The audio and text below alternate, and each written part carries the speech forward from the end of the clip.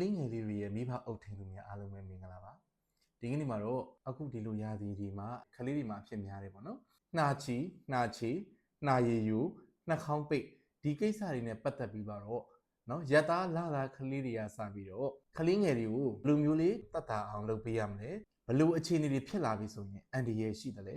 ဒါမျိုးလေးတွေကိုပြောပြပေးသွားမှာဖြစ်ပါတယ်ဒီလိုရာသီဥတုမျိုးမှာဆိုရင်ကလေးငယ်တွေဟာအသက်ရှူလမ်းကြောင်းအပေါ်ပိုင်းပေါ့နော်ဒီအတန်ဦးအပေါ်ပိုင်းအသက်ရှူလမ်းကြောင်းအပေါ်ပိုင်းမှာယောဂဝင်ဖို့အတွက်အရန်ကိုလွယ်ကူပြီးတော့ chance များပါတယ်ပတ်ဝန်းကျင်မှာလည်းဒီရာသီဥတုဒီကာလမှာဆိုရင်နှာချေချောင်းဆိုးနှာရည်ယိုစေတဲ့ပိုးမွှားတွေ virus ပိုးတွေ bacteria ပိုးတွေကတိတ်ကိုပွားများလွယ်ကြပါတယ်ဒါကြောင့်ကလေးကိုပြုစုပေးနေတဲ့မိဘအုပ်ထိန်းသူတွေရဲ့လက်ကဆိုရင်အမြဲတမ်းရှင်းနေဖို့လိုပါတယ်မိမိတို့ရဲ့လက်ကိုလက်သေးတခြားညှက်ထားပါပြီးတော့ရင်ကလေးကိုကင်ခံနေပြီဆိုလို့ရှိရင်ငါကလေးနှာရည်လေးတွေကြာနေတယ်လက်ကလေးနဲ့ညှစ်ပေးလိုက်အောင်လုံးဝမလုပ်ပါနဲ့ငါကလေးနှာရည်တွေယိုနေတယ်ဘာပါဇက်ကလေးနဲ့စုပ်ပေးလိုက်အောင်လုံးဝမလုပ်ပါနဲ့ကလေးမိဘတွေကကလေးနှာရည်ယိုရင်ပါဇက်တွေနဲ့စုပ်တာလက်တွေနဲ့ဒါကိုညှစ်ထုတ်တာတွေလုပ်တယ်လုံးဝမလုပ်ပါနဲ့ဒါအရန်ရေးကြည့်ပါတယ်နော်ပါဇက်နဲ့စုပ်မယ်ဆိုရင်လည်းကိုယ့်ပါဇက်ထဲမှာရှိနေတဲ့ပိုးမွှားတွေကဒါဘလို့ပဲစေတနာထားပြီးမြန်မြန်တက်တာပါစီတော့ဆိုပြီးလှုပ်ဒါမျိုးတွေလုံးဝမလုပ်ပါနဲ့နောက်တစ်ခုကကြတော့ကလေးကိုနော်လူကြားသူကြားတွေခေါ်သွားပြီးပြတာတွေဒါတွေမလုပ်ပါနဲ့ဒီကာလလူများလေနှာချီလိုက်တဲ့အချိန်ဒီကနေတစင်ပိုးတွေဒဲရောက်လာတာမျိုးရှိနိုင်တယ်လို့တချို့နေရာတွေသွားတဲ့အချိန်မှာလေယောဂပိုးတွေကကပ်ပါလာတာမျိုးတွေရှိပြီးတော့ကလေးတွေရဲ့နော်ဒီအပေါ်မှာရှိတဲ့ဗာလဲဆိုဒွါရ9ပေါက်ပေါ့နော်မျက်လုံးနှလုံးနှာခေါင်း2ပေါက်ပါးစပ်နား2ပေါက်ဒီကနေတစင်ဝင်သွားပြီးတော့အသက်ရှူလမ်းကြောင်းပိုင်းဆိုင်ရာယောဂပိုးတွေအများကြီးဖြစ်နိုင်လို့ဖြစ်ပါတယ်နှာချီလာပြီးနှာခေါင်းပိတ်လာပြီဆိုရင်ရက်သားကလေးလာသားကလေးတွေဟာဆိုရင်ကလေးကြီးတွေလူကြီးတွေနဲ့မတူပါဘူး။ဘာလဲဆိုတော့နှာခေါင်းပိတ်ပြီဆိုရင်ပါးစပ်ဟပြီးတော့အသက်မရှူတတ်ပါဘူး။ဒီအတွက်ကြောင့်အရေးကြီးတဲ့ကိစ္စပေါ့။ဒီနှာခေါင်းပိတ်နေပြီဆိုရင်အခုကြည့်နေတဲ့မိဘတွေရက်သားကလေးလာသားကလေးနို့မဆို့တော့တာတွေညဘက်ဆိုရင်အော်ဟစ်တောင်းကြမ်းပြီးငိုယူတာတွေပြီးသွားတဲ့ချိန်ငိုတော့ဘာဖြစ်လဲဒီနေရာတွေအကုန်လုံးပူးလာတာပေါ့နော်။ဆရာတို့လူကြီးတွေလည်းငိုဘူးကြတယ်အားလုံးမငိုဘူးတဲ့သူမရှိဘူးဒီနေရာလေးပူလာပြီးတော့မှနှာရည်ကြီးကျလာတယ်အဲ့ချိန်မှာကလေးကခဏလေးတက်တာပြီးနို့လေးဆိုတယ်ခဏကြာတဲ့ချိန်နှာခေါင်းပြန်ပိတ်တယ်ပြန်ငိုတယ်ဒါနဲ့ဒရဇက်ကလေးလည်းအစင်မပြေကိုလည်းအစင်မပြေမနာရတွေဖြစ်ပါတယ်အဓိကတော့နှာခေါင်းပိတ်နေတာပေါ့အစာကလေးကရသားကလေးလာသားကလေးလေးတွေရဲ့နှာခေါင်းပေါက်လမ်းကြောင်းလေးဟာဆိုရင်တိတ်ကိုကျင်းမြောင်းပြီးတော့သေးပါတယ်ဒီအတွက်ကြောင့်နော်အကြည့်အချွဲထွက်လာတာအထဲမှာရှိနေတဲ့အမေးပါတွေရောင်ရမ်းလာတာနဲ့နှာခေါင်းဟာပိတ်သွားမှာဖြစ်ပါတယ်ဒါကြောင့်အမြဲတမ်းကိုဂရုစိုက်ပေးပါဒါဆိုနှာခေါင်းပိတ်ပါပြီဘာလုပ်မှာတော့ခုနပြောခဲ့တဲ့ပါးစပ်နဲ့စုပ်တာလက်နဲ့ညှစ်တာမလုပ်ပါနဲ့နော်ကလေးနှာခေါင်းပိတ်ပြီဆိုရင်နှာခေါင်းတန့်ရှင်းကိုလုပ်ပါမယ်ကလေးနှာခေါင်းပိတ်ပြီဆိုရင်နှာခေါင်းတန့်ရှင်းရေးလုပ်ပါမယ်ဘာနဲ့လုပ်မှာလဲရေထည့်ပြီးလုပ်မှာလားလုံးဝရေထည့်ပြီးလုပ်လို့မရပါဘူးအမင်းတို့ကိုထည့်မှာလားဒါလည်းသိပ္ပံနည်းကျနဲ့အကောင်းဆုံးမဟုတ်ပါဘူးလုပ်လည်းမလုပ်သင့်ပါဘူးဒီတော့အိမ်တိုင်းမှာရှိနေတဲ့စားရယ်ရေနွေးရယ်ဒါကိုသုံးပြီးတော့နှာခေါင်းနဲ့အဆက်ချလို့ရအောင်ဘယ်လိုစီစဉ်လို့ရမလဲဆိုတာကိုအခုဆရာပြောပြပေးမှာဖြစ်ပါတယ်တေချာလေးကြည့်ပေးပါတခြားသူတွေသိအောင်လို့လည်း share လုပ်သွားပေးလို့ရပါတယ်ဒီတော့နှာခေါင်းတန့်ရှင်းလုပ်မယ်ဆိုရင်စားငံရည်လေးကိုအေးခံထားတဲ့ဟာလေးကိုအပေါ်ရည်ကြီးလေးယူပြီးတော့3-4 ဆက်ထည့်ပေးလို့ရပါတယ်လက်ဖက်ရည်ချမ်းခွက်လေးတွေကိုရင်းနှီးလေးထည့်ပါမယ်ပြီးသွားပြီဆိုရင်စားပေါ့နော်စားလေးကိုလက်ဖက်စားစွန်းရဲ့4 ပုံ 1 ပုံလောက်ယူလိုက်ပါပြီးသွားရင်ဒီထဲကိုထည့်ပါမယ်နော်ပြီးသွားရင်တမမျှတအောင်တေချာလေးမှုပေးပါ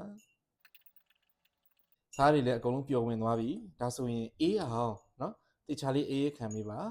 ပြီးသွားပြီဆိုလို့ရှိရင်တော့ရေစစ်နဲ့စစ်ထုတ်ပြီးသွားတဲ့အချိန်မှာဒါလေးကိုတေချာသုံးလို့ရပြီဖြစ်ပါတယ်တခုမှကျင်တာကြတော့24 နာရီအတွင်းသာသုံးပါမကုံတာကိုလွတ်ပစ်ပါအစ်ပြန်လုပ်ပေးပါနော်နီးစပ်ရာဆေးဆိုင်တွေမှာလည်း ready made ဒါစားငရေတန့်ဘူးလေးတွေပေါ့ကလေးနှာခေါင်းနဲ့ထည့်လို့ရတယ်နော်နှာပိတ်ရင်ထည့်တယ် normal slime ဘူးလေးတွေတိတိလေးတွေရှိပါတယ်ဒါလေးတွေကိုမေးပြီးတော့ဝယ်လို့ရပါတယ်နော်ထည့်တဲ့အချိန်မှာလည်းကလေးရဲ့မျက်လုံးထဲဝင်သွားမှာပါးစပ်ထဲဝင်သွားမှာနားထဲဝင်သွားမှာမစိုးရိမ်ပါနဲ့ထည့်ရင်တော့ပြွန်သေးသေးလေးယူပြီးတော့ဒါလေးကိုစုပ်လိုက်ပါပြီးရင်တစ်ဆက်2ဆက်3ဆက်ဒါမျိုးလေးထည့်ပေးလို့ရပါတယ်နှာခေါင်းပွင့်နေထိထည့်လို့ရပါတယ်ပြီးသွားပြီဆိုရင်ဒီတိုင်းထားလို့မရပါဘူးအဲ့တော့နှာခေါင်းတန့်ရှင်းကိုစနစ်တကျလုပ်ပေးပါမယ်ဒီ ဒီစားငရေတန်းလေးထည့်ပြီးသွားတဲ့အချိန်မှာနှာခေါင်းစုပ်တဲ့ကရိယာလေးတွေသုံးပြီးသွားတော့မှနှာခေါင်းကိုစုပ်ပေးပါမယ်ပါးစပ်နဲ့စုပ်တာလက်နဲ့ညှစ်တာဒါတွေလုံးဝမလုပ်ပါနဲ့ဈေးကွက်ထဲမှာလွယ်လွယ်ကူကူဝယ်လို့ရတာတော့ဒါမျိုးလေးပေါ့နော်သူကတော့ဒါလိုလေးညှစ်ပြီးတော့စုပ်ပေးတာပေါ့လေဒါပေမဲ့တခုရှိတာလေဒီထိတ်လေးကတချို့ကျတော့ဆီလီကွန်နဲ့လာတာရှိတယ်တချို့ကျတော့ခက်မာကော်လေးနဲ့လာတာရှိတာပေါ့နော်ဒါလေးဆိုရင်တော့ငယ်ရင်ဆီလီကွန်လေးနဲ့တော့ပို့ပြီးဆင်ပြေပါတယ်အရေးကြီးတာတစ်ခုကတော့လေနှာခေါင်းတိတ်တော့မယ်ဆိုရင်နှာခေါင်းကတိတ်ပြီးတော့မှပကျွတ်ဆိုနှိပ်လိုက်တာမျိုးမလုပ်နဲ့ပေါ့အခုလိုဒီနော်လေဒီအကုန်ထဲကိုရောက်ပြီးတော့ကလေးတော်တော်မှော်သွားလိမ့်မယ်အဲ့တော့အပြင်မှာဒီလိုမျိုးလေးညစ်နော်ဖိပြီးတော့မှကလေးနှာခေါင်းကလေးတိတ်ပြီးသွားပြီဆိုလို့ရှိရင်တခါတည်းပြန်ပြီးတော့လက်ကိုဖော့လိုက်တယ်ဆိုလို့ရှိရင်အထက်မှာပါတဲ့အကြည့်ချွဲတွေပါလာမှာဖြစ်တယ်ပေါ့နော်ဒါမျိုးလေးလုပ်ပေးပါနောက်ထပ်ဈေးကွက်ထဲရနိုင်တာဒါလေးပေါ့နော်တော့ဒီထိတ်ကလေးကလေတွေ့လားအဲ့မှာဆီလီကွန်ထိတ်ကလေးပေါ့နော်ကလေးနှာခေါင်းလေးတွေကိုတိတ်ပြီးတော့တေချာလေးတိတ်ပြီးစုပ်ပေးရမှာအဲ့ကနေစုပ်လိုက်ရင်အကြည့်ချွဲပါလာတာဒီဘက် reservoir တွေပေါ့နော်ကိုပါဇက်ထဲတန်းမရဘူးကျတို့ပါဇက်ကစုပ်မယ်ဟိုအောက်ဘက်မှာရှိတယ်နော်ဒါလေးပေါ့ဒီကောင်လေးကပါဇက်နဲ့စုပ်ပါမယ်အားနဲ့စုပ်မယ်နော်ဒီဟာကိုကလေးရဲ့နှာခေါင်းဝလေးကိုထိတ်ကလေးကိုတေချာထားပါဇက်နဲ့ဒီဘက်ကနေတေချာအားလေးနဲ့စုပ်တခုရှိတာကြတော့နှာခေါင်းဝတိတ်တဲ့အချိန်မှာနော်နှာခေါင်းပေါက်နဲ့မပြောချင်တာကြတော့လေးဟနေတယ်ပေါ့နှာခေါင်းပေါက်လေးကျန်နေတာဆိုရင်ဒီကစုပ်လည်းမရဘူးဖြစ်တာပေါ့နော်ဒါလေးတွေကတော့ရက်သားကလေးလသားကလေးအတွက်အရန်အဆင်ပြေပါတယ်ဒီတော့နှာခေါင်းစုပ်တဲ့ကရိယာလေးနဲ့ညှစ်ပြီးသွားပြီဆိုရင်ကလေးတွေကအဆင်ပြေတက်တာသွားပြီဖြစ်ပါတယ်အဲ့တော့နှာခေါင်းစုပ်ကရိယာကိုဘယ်နှကြိမ်သုံးရမလဲဒီဆေးရည်တွေဘယ်နှကြိမ်ထည့်လို့ရတယ်လဲဒါတွေကလည်းအမြဲတမ်းမိဘတွေသိချင်ကြပါတယ်ပါရာစီတမောတိုက်တယ်လို့ပိုးသက်ဆေးတိုက်တယ်လို့တနေ့ကို3ချိန်တနေ့ကို4ချိန်ဒါမျိုးတွေကိုနော်6နာရီကြာ4နာရီကြာတွေဒီလိုမဟုတ်ပါဘူးကလေးအခုနှာခေါင်းပိတ်နေတယ်မှာအခုထည့်ပါ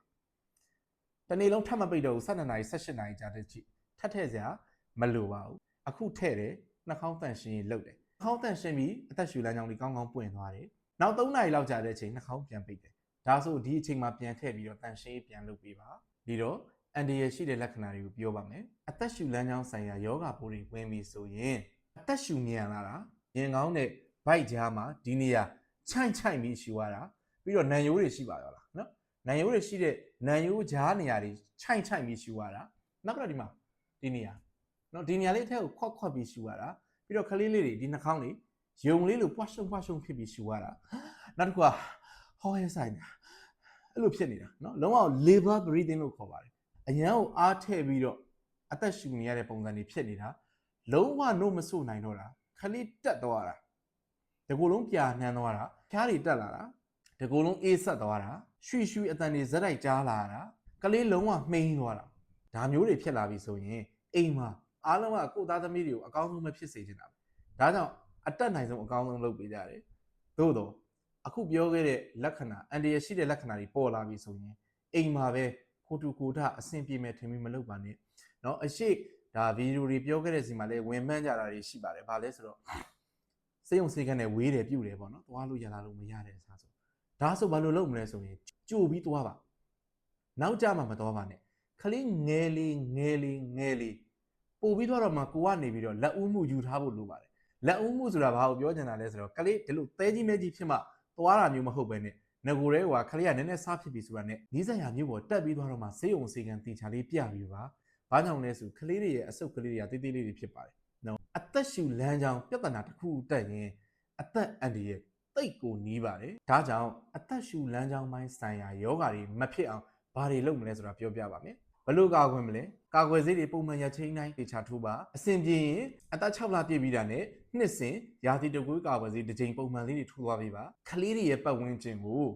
တန့်ရှင်းထားပါနော်ခလေးတွေကိုကင်ပယ်မဲ့သူတွေတကွေးတန်းရှင်းမှုအထူးဂရုစိုက်ပါခလေးမျက်နှာကိုလုံးဝမနှမ်းပါနဲ့ခလေးမျက်နှာမနှမ်းအောင်ဆိုတော့ရက်သားလာသားခလေးတွေကိုလက်ကလေးကိုယူပြီးနှမ်းတဲ့အချိန်မှာဘလို့ဖြစ်လဲဆိုတော့ဒါမျိုးခေါင်းနဲ့သွားထိတာတွေဖြစ်ပါတယ်ဒါမျိုးတွေမလုပ်ပါနဲ့ခလေးရဲ့အိပ်ရခင်းခေါင်းစွပ်တွေကိုတပတ်ကိုတစ်ချိန်အနည်းဆုံးတေချာလေးလဲပေးပါအရက်စကားပြောရမယ်ဆိုရင်ခလေးကိုအေးမပတ်အောင်ထားပါနွေးထွေးထားပါသို့တော့အပြင်မှာအေးနေတယ်နွေးထွေးထားလို့ချွေးစည်းထွက်ပြီးတော့နှာစီးချောင်းဆူတာမျိုးမဖြစ်အောင်ဂရုစိုက်ပေးပါဒီကာလဒီရာသီမှာခလေးတွေကိုလုံချုံထားပါတန်ရှင်းထားပါနွေးထွေးထားပါရေဓာတ်ပြေဝအောင်အသက်အရွယ်အလိုက်ပေါ့နော်6လအောက်ခလေးဆိုရင်အမေတို့တိုးတိုက်ပါ6လထက်ကလေးဆိုလို့ရှိရင်လည်းဒါရေပမာဏကိုနည်းနည်းစီခန္ဓာကိုယ်အလေးချိန်လေးနဲ့ရေဓာတ်မခန်းချအောင်စူးစမ်းပြီးတော့တိုက်ပေးပါကလေးတွေအားလုံးအသက်ရှူလမ်းကြောင်းဆိုင်ရာယောဂါတွေကင်းစင်ပြီးတော့မှ ကျမ်းမာရွှင်လန်းပြီးတော့ဒီရာသီကိုကြော်ဖြတ်နိုင်ပါစေမိဘအားလုံးလည်းအဆင်ပြေပါစေကျွန်တော်ကလေးအထုပ်ဆရာဝန်ဒေါက်တာပြည့်ဖြိုးအောင်ဖြစ်ပါတယ်